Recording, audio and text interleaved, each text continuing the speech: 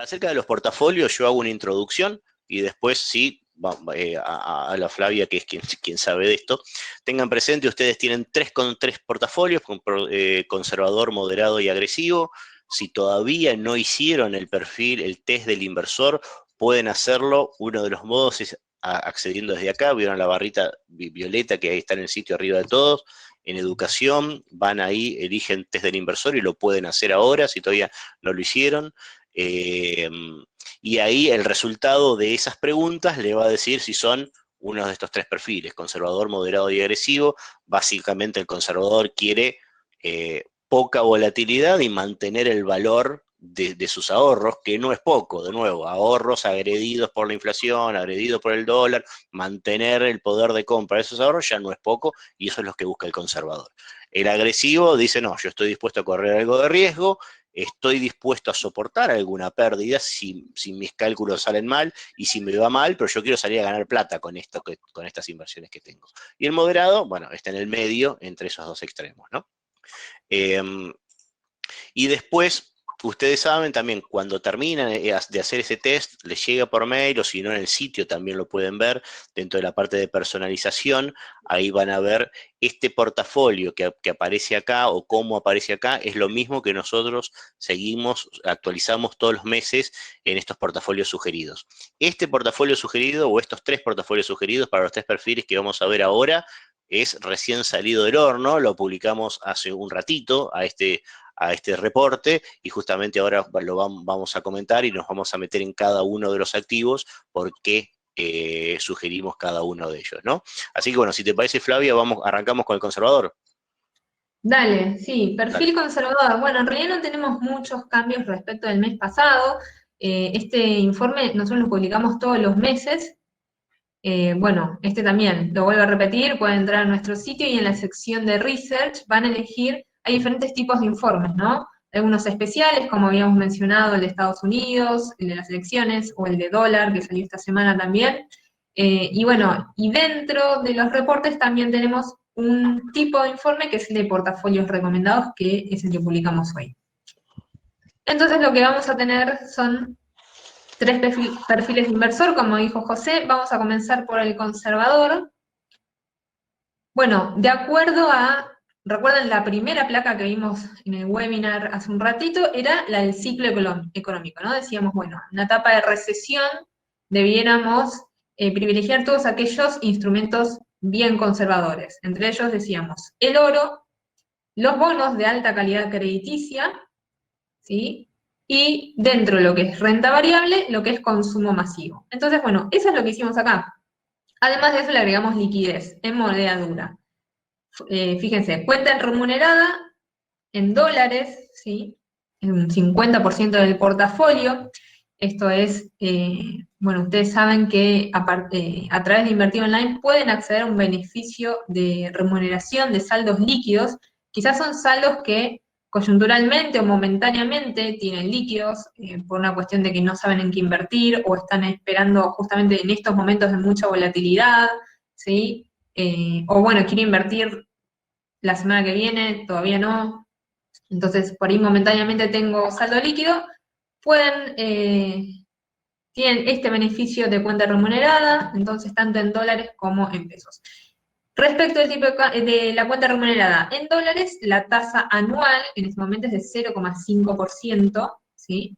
Ustedes deben pensar que es una tasa muy baja, sin embargo, si recuerdan, hace un ratito vimos las tasas en Estados Unidos están en niveles muy bajas, decíamos los bonos de Estados Unidos rindiendo entre un 0,5, 0,8%, ¿sí? Otros bonos de países desarrollados, como los europeos o en Japón mismo también, bonos con tasas negativas, ¿sí? Entonces 0,5% es una buena tasa, aunque no lo parezca. Y después, bueno, recomendamos un 5% nada más de liquidez en pesos. Esto es para todos aquellos que quizás necesiten este dinero para hacer frente a algunos gastos, ¿sí? Siempre está bueno tener un poquito de pesos, porque bueno, los gastos por ahora los tenemos que pagar en pesos.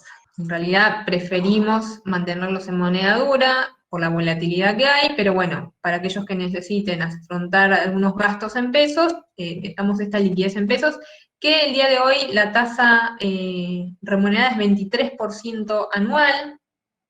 Bueno, en los últimos días viene aumentando la tasa de referencia, entonces, bueno, nosotros también aumentamos la tasa remunerada, 23%, digamos, eh, si lo comparamos con lo que decías vos, José, ¿no? Tasa de inflación esperada, tasa de depreciación de la moneda esperada, claramente no le ganamos, por eso es que decimos, bueno, solamente un 5% de nuestro portafolio. Bueno, y después decíamos bonos, en este caso lo hacemos a través de un fondo común de inversión de AdCap Retorno Total, que es un fondo que invierte en obligaciones negociables, ¿sí? O sea, estos son bonos corporativos que son Dollar Link, que ahora vamos a entrar un poquito más en detalle. Bueno, y después dos CDRs, uno es Barrick Gold, que a través de este logramos la exposición al oro que les mencionábamos recién, y por el otro lado Walmart, la cadena de supermercados, como decíamos, privilegiamos consumo masivo en estos momentos de alta volatilidad. Bueno, acá lo que comentábamos recién, ¿no? La tasa nominal anual de la cuenta remunerada en pesos está hoy en 23% y en dólares un 0,5%.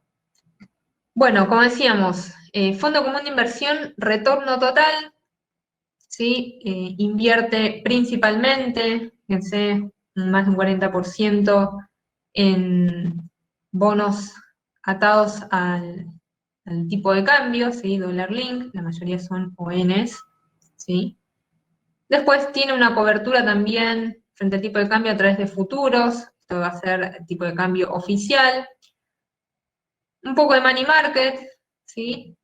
Estos son préstamos a muy corto plazo, más que nada cauciones, y algunos pagarés Dollar Link, o sea, casi todo, digamos, está ligado a lo que es la evolución del tipo de cambio, ¿sí? A la cobertura contra la depreciación de la moneda, un poquitito, sí, 3% de algunos bonos que ajustan por inflación. Lo que queremos destacar de este fondo es, bueno, más que nada cómo fue la evolución en el tiempo, fíjense, creció bastante.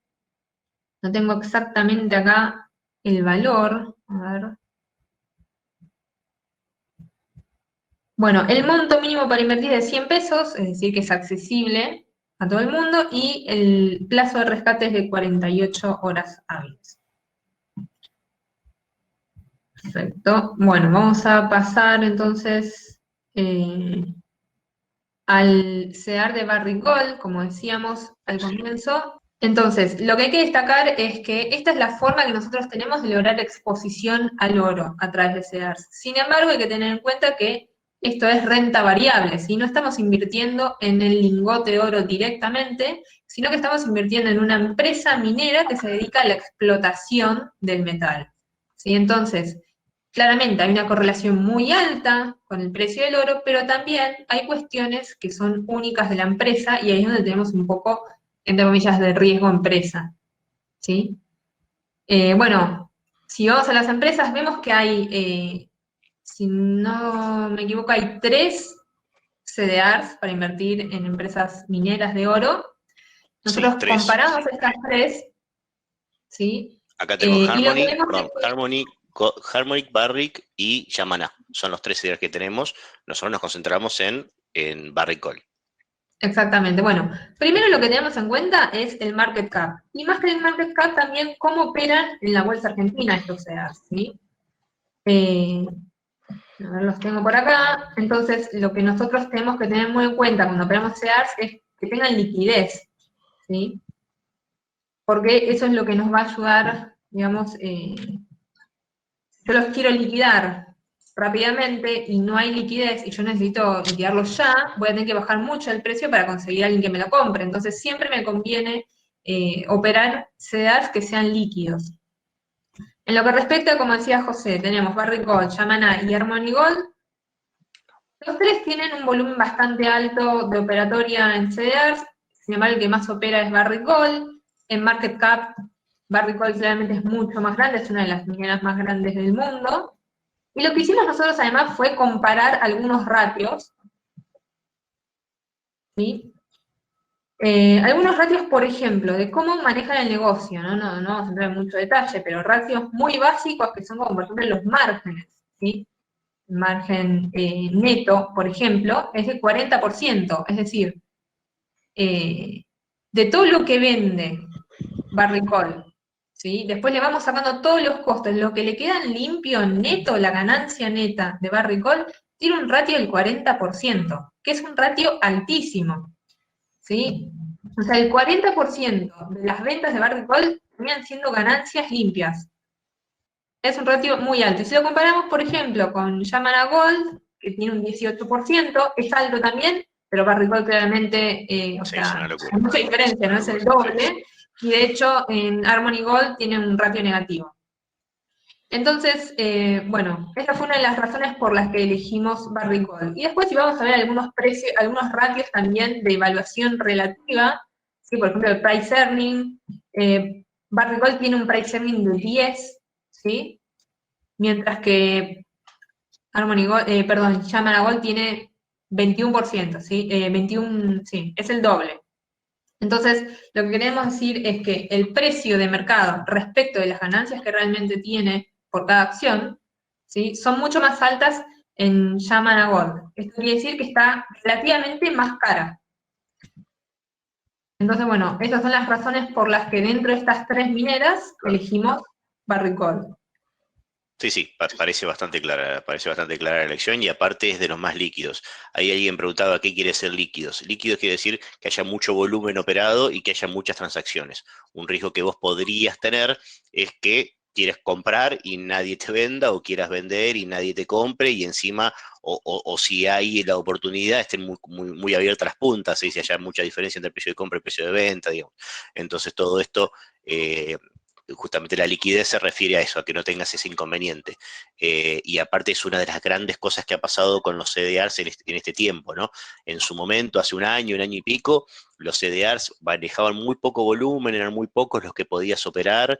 Era básicamente de todo el volumen que se operaba en Argentina, en acciones, quiero decir, CDRs era solamente 5% y 95% de las acciones. Hoy por hoy se opera mucho más en CDRs que en acciones mismas. Y entonces tenés mucho volumen, aparte se emitieron nuevos CDRs, tengan presente que últimamente también se bajaron estos ratios de conversión, se llaman, que es cuántos CDRs necesitas para canjear una acción en el exterior. Entonces, al dividir por un número más chico, cada CDR vale menos, con lo cual es mucho más accesible para todo el público, porque vos podés comprar por, no sé, 2.000 pesos, 5.000 pesos, una cosa así, ya hay CDRs que están operando, con lo cual, digamos, eso hizo que se haga mucho más popular. Y aparte del rendimiento, yo tengo una tabla que no me di cuenta de pegarlo acá, ahora ya no lo puedo poder pegar, después voy a pedir que en el mail que les manden a todos ustedes con el webinar, vamos a ver si podemos pegar esta tabla, que justamente mide el resultado de los CDRs contra el contado con liqui, ¿no? Entonces, al momento que yo hice esta tabla, que fue creo que el viernes pasado, el contado con liqui en el año venía subiendo 140%. Entonces, cualquier CDR que haya subido más de 140% en el año, le ganó al contado con líquido. O sea, te enriqueciste en dólares CCL, ni siquiera el oficial. Y entonces vos tenías, en esta tabla que estoy viendo acá, tenemos, por ejemplo, las tres del comercio electrónico, Mercado Libre, Amazon y Alibaba, en promedio de las tres subieron 339% en el año. O sea, 200% más que lo que subió el contado con liqui. Y no es la que más subió, lo que más subió es Tesla, ¿no? Que subió 860%. Todas las de semiconductores, Qualcomm, Nvidia, Intel, AMD, en promedio, con Intel que tira mucho por abajo del promedio, digo, pero el promedio de esas cuatro subió casi 300% en el año. Entonces tengan presente eso, digamos, es uno de los grandes motivos de por qué estamos todos hablando de CDR, ¿no? Porque te permite cubrirte ante la suba del dólar contado con liqui y porque verdaderamente ha tenido muy buenos rendimientos. Piensen que es desde el principio de año, no desde el piso de la crisis. O sea, vos arrancaste a principio de año, te comiste toda la caída de marzo y después volviste y aún así, en algunos casos, estabas 300% arriba, ¿no? Entonces tengan presente eso. Perdón la interrupción, Flavia. No, no, está bien, es muy importante aclarar eso, ¿no? Por un lado el tema de los ratios, que lo que hace es que cada CDR, que la mayoría opera, ¿no? Dijeron en la encuesta, bueno, habrán visto que seguramente les impactó en precios esta semana, ¿Por qué? Por el cambio de ratio, ¿sí? Entonces, ustedes quizás le cayó el precio del CEDAR a la mitad, pero tienen más cantidad de CEDARs en su portafolio. Pero esto lo que hace es que esa caída de precio hace que sean más accesibles, porque, por ejemplo, además ahora, más allá del ratio, yo puedo comprar de a un CEDAR si quisiera. Antes tenía que respetar sí o sí el ratio. O sea, por ejemplo, antes quería comprar Amazon y por ahí estaba 200.000 pesos para comprar un CEDAR. Sí, 1.000.000 de pesos en su momento. Porque era creo que era 72 el ratio, pero necesitabas operar 72 todos juntos. Bueno, lo mismo con Mercado Libre. Ahora Mercado Libre lo podés comprar con 3.000 y pico de pesos y hace 2 semanas necesitabas más de 100.000 pesos. Justamente por eso, como achicaron el ratio, ahora, antes, digamos, ahora 33 equivalen a uno de lo que era antes, entonces el precio se dividió por 33. Podés comprar, digamos, porciones mucho más chicas, es como que si pudieses comprar fracciones de una acción, digamos, ¿no? A través de los CDAs. Entonces cada una es mucho más chico y eso también ayuda a la liquidez y a que haya mucho más operatoria. Exactamente. Bueno, vamos a pasar, si te parece, porque nos estamos quedando sin tiempo, a Walmart, ¿sí? Decíamos consumo masivo, Walmart. Bueno, ustedes saben, ¿no? Walmart, gigante de supermercado, el 68%, como ven acá, mucho no se ha modificado en los últimos años, 68% de su matriz de ingresos proviene justamente de los supermercados en Estados Unidos, pero bueno, nada despreciable es lo que es Walmart internacional, más allá de que en Argentina hayan quedado muy pocos locales, y también tiene Sam's Club, que es como la parte mayorista, ¿no? Bueno, de todas formas, Walmart tiene algo muy interesante, que es, no es solamente que es un supermercado y es consumo masivo, sino que Walmart se está metiendo de lleno en lo que es e-commerce. De hecho, se ha visto bastante beneficiado también con el tema de la pandemia, o sea, hace deliveries, puedes comprar online, ¿sí? Y de hecho ha adquirido parte de otro gigante del e-commerce indio, que es Flipkart, ¿sí? Por 16 millones de dólares. Este Flipkart lidera el mercado en India junto con Amazon. ¿Sí? Entonces, Walmart no es solamente una cadena de supermercados, sino que realmente se está metiendo de lleno en lo que es e-commerce. De hecho, recientemente lanzó una aplicación que se llama Walmart Plus. Vemos que ahora todos tienen su aplicación Plus, ¿no? Bueno, que es una especie también como de Amazon Prime, ¿no? Que uno se suscribe, tiene una membresía, entonces tiene delivery sin costo, tiene descuentos, por ejemplo, para cargar combustible, y también tiene una aplicación que es Scan and Go. Entonces yo a través de mi aplicación en el celular voy al supermercado, escaneo los productos con esa aplicación y ya ni siquiera tengo que pasar por la caja para pagar, ¿sí? Entonces, bueno, además de todos los descuentos, ¿no? Como decíamos. Entonces, están agresivamente metiéndose en eso. Bueno, continuamos entonces. Vamos a pasar al perfil moderado, nos estamos quedando sin tiempo. Así que, bueno, perfil moderado lo que hicimos fue aumentar un poquito la proporción de la moneda pesos, ¿sí?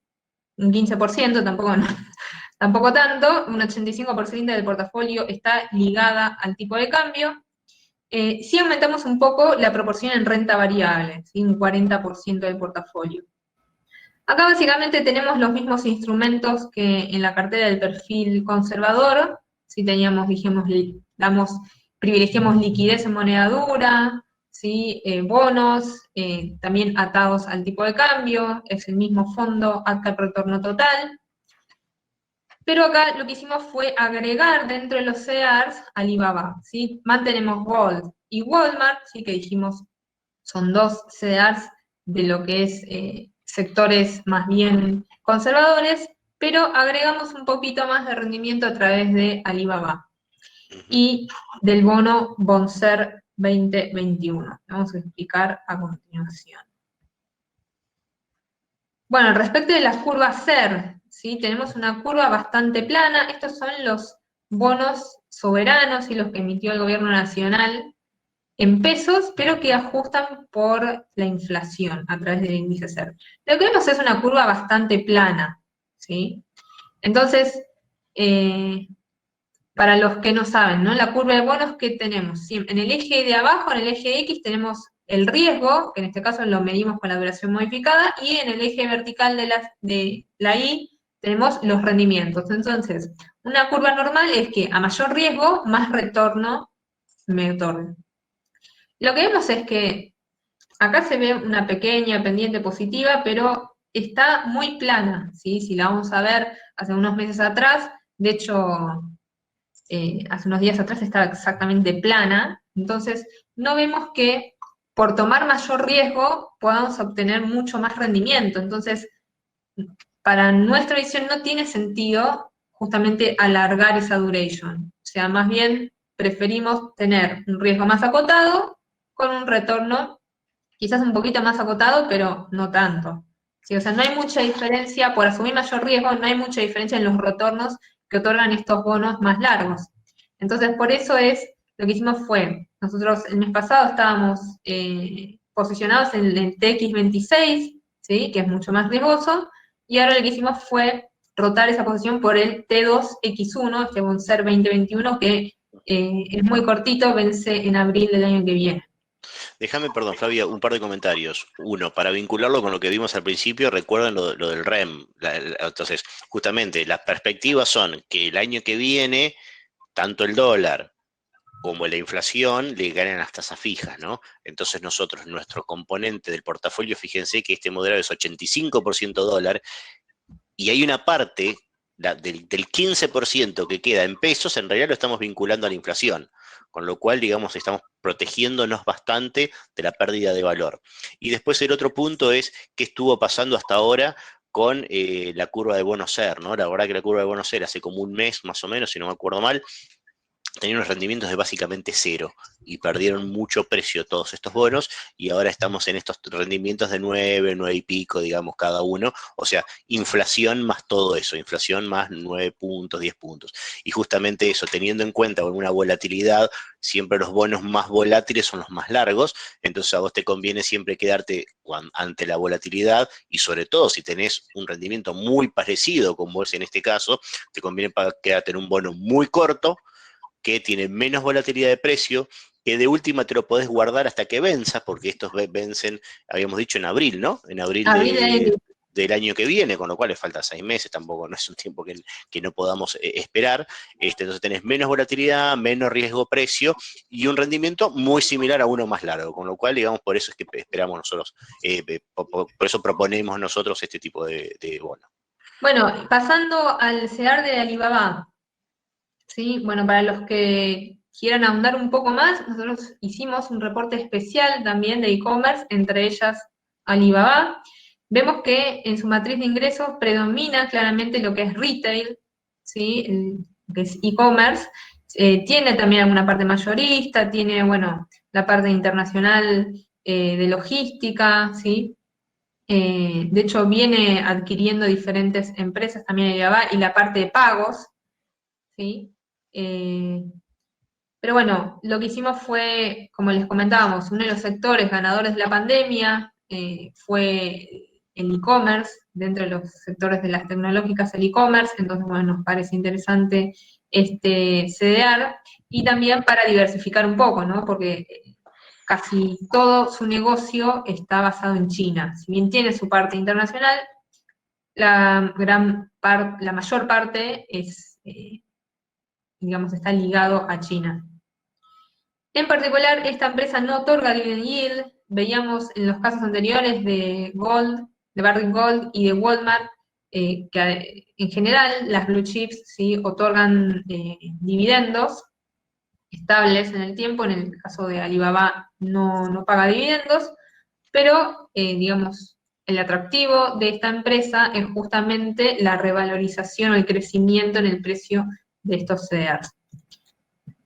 Lo que hicimos fue compararlo con algunas otras empresas competidoras, como por ejemplo, realmente cada uno tiene su particularidad, ¿no? No son todas exactamente igual, pero la comparamos, por ejemplo, con Meli, con Mercado Libre, o con Amazon, o con eBay, ¿sí? Siempre tratamos de elegir, como decíamos, aquellas que tienen mayor market cap y que tienen más liquidez dentro de lo que es el mercado de CDRs. En este caso, bueno, tanto Amazon como Mercado Libre como Alibaba son muy líquidas. Ujú. No tanto el caso de eBay, por eso la descartamos. Pero si vamos a ver los ratios, tenemos que, bueno, Alibaba con los ratios de mercado relativamente nos sugiere que está bastante, o sea, más barata que por lo menos que sus competidoras. En el caso de Mercado Libre, por ejemplo, eh, obtuvo rendimientos negativos, eh, márgenes negativos, ¿sí? El resultado neto. En el caso de Amazon tuvo buenos márgenes, por ejemplo, tuvo un 4% en los últimos 12 meses de margen neto, pero Alibaba tuvo un 32%, con lo cual nos pareció mucho más atractivo Alibaba. O sea, teniendo ratios de mercado relativamente parecidos, vamos a ver los ratios de eficiencia de su negocio y vemos que Alibaba es mucho más eficiente. Entonces, bueno, esa fue la razón por la que elegimos Alibaba. Además, como decíamos, de diversificar un poco geográficamente, ¿no? Vemos que en esto que decíamos de los rebrotes y del confinamiento, dentro de todo China es una de las economías que, digamos, no sé si es la única o una de las pocas economías que va a crecer este año, si bien va a crecer a un ritmo mucho menor de lo que lo venía haciendo, es una de las pocas que va a crecer. Y respecto al confinamiento, es una de las pocas que todavía tiene una economía abierta, digamos, no volvió a la cuarentena, ¿no? Entonces, bueno, esa es una de las razones por las que elegimos Alibaba. Y por último tenemos el perfil agresivo. En este caso lo que hicimos fue aumentar aún más lo que es renta variable, ¿sí? También seguimos privilegiando, digamos, lo que es cuenta remunerada en dólares, el retorno total, como decíamos, que son bonos atados a la depreciación, o sea, son dólar link, también el bono que ajusta por inflación. Mantenemos también Barrick Gold, Walmart y Alibaba, pero en este caso lo que hicimos fue incorporar un fondo común de inversión de commodities, ¿sí?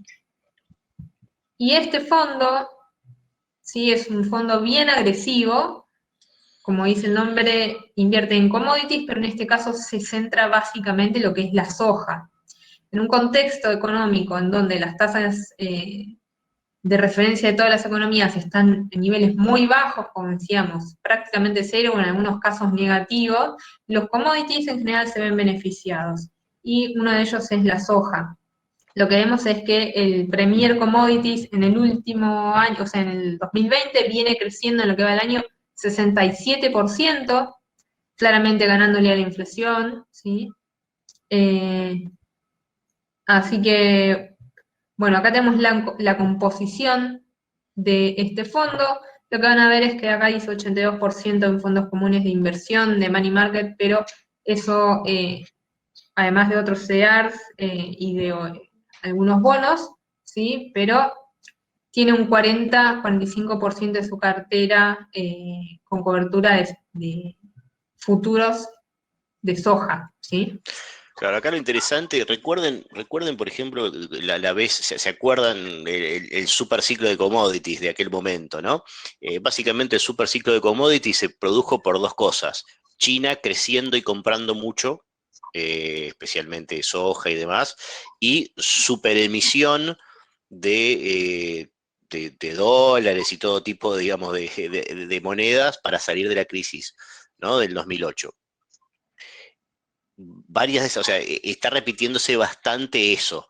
Estados Unidos, es cierto que China no está creciendo a tasas chinas, no está creciendo tanto como crecía antes, pero de hecho de esta pandemia es de las pocas economías que va a salir creciendo este mismo año y tenemos estas super emisiones, ¿no? Y entonces básicamente lo que tenés es lo mismo que explicamos entre pesos y dólares, vos tenés cada vez menos dólares para cada vez más pesos, entonces relativamente el dólar es más caro y por eso sube. Lo mismo pasa con los dólares y los commodities. Vos tenés una oferta más o menos estándar de commodities, por supuesto, hay altibajo, depende si llueve, no llueve y muchas otras cosas más, pero es más o menos un nivel estándar de commodities como el oro o como la soja, y tenés una super emisión de dólares y euros y otras monedas, entonces básicamente tenés cada vez más dólares para la misma cantidad de soja. Entonces eso hace que también suba estos commodities y es gran parte de lo que vimos justamente con el precio de la soja y por eso nos parece a nosotros interesante estar posicionados acá.